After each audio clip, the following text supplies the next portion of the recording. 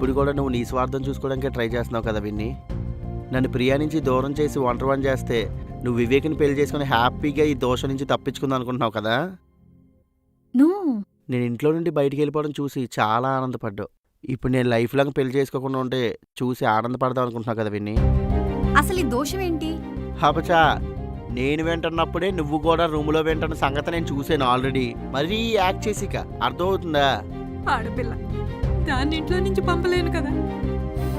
మగాడు వాడు ఎలాగైనా బతికేస్తాడండి.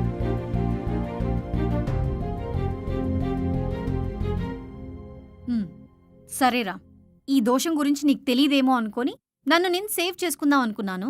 నువ్వు ముందుంచి ప్రీ ప్లాన్డ్గా ఉన్నావని నాకు మాత్రం అస్సలు తెలీదు. నా లైఫ్ నేను సాక్రిఫైస్ చేసుకోవడానికి నేను రెడీగా లేను, అది కూడా నీకోసం.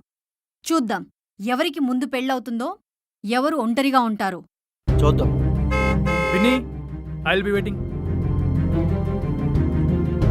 ఈ విషయం నీకు నాకు మధ్యలోనే ఉండాలి. All the best. నీకు కూడా.